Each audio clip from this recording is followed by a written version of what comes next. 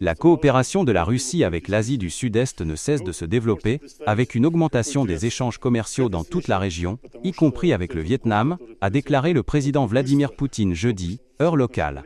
S'exprimant lors d'une réunion avec les dirigeants des agences de presse membres de l'Organisation des agences de presse de l'Asie-Pacifique, OANA, Poutine a souligné l'importance stratégique de l'Asie du Sud-Est. Nous considérons l'Asie du Sud-Est comme une région très prometteuse, a-t-il déclaré.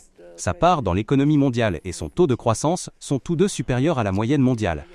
La réunion s'est tenue à Saint-Pétersbourg, où les délégués étaient réunis pour la 19e Assemblée générale de l'OANA, le plus grand forum régional de la presse, couvrant les 2/3 du flux mondial d'informations.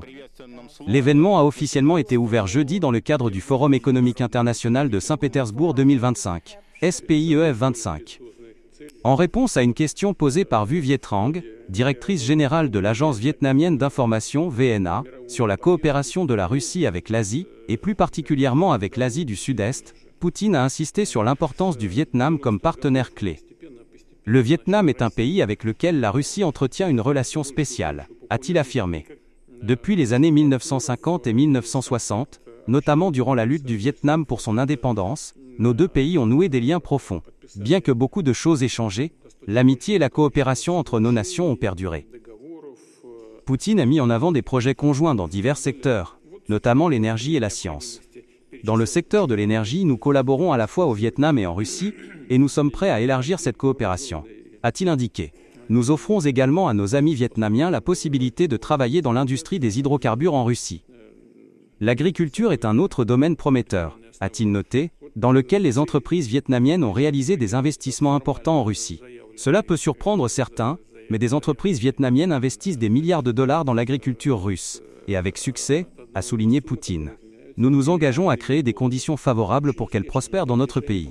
Le président russe a également mentionné la formation des ressources humaines et les échanges culturels, comme des piliers de la relation bilatérale. Des milliers d'étudiants vietnamiens poursuivent actuellement leurs études supérieures en Russie, a-t-il déclaré. Cela bénéficie aux deux pays. Lors de ma dernière visite au Vietnam, j'ai rencontré de nombreuses personnes ayant étudié en Russie. L'atmosphère était chaleureuse et familière, comme à Moscou ou à Saint-Pétersbourg, empreinte d'amitié et d'un désir partagé de coopérer. Poutine a souligné que la récente visite en Russie du secrétaire général du Parti communiste du Vietnam, To Lam, avait confirmé la solidité des projets communs entre les deux nations. En évoquant les objectifs plus larges du SPIEF 25, Poutine a déclaré que l'événement servait de plateforme pour relever les défis mondiaux et renforcer la coopération. Nous sommes ici pour trouver des moyens de surmonter les difficultés qui affectent l'économie mondiale, a-t-il dit. Des représentants de nombreuses grandes économies sont présents, et le forum facilite les contacts, les accords et les protocoles d'entente.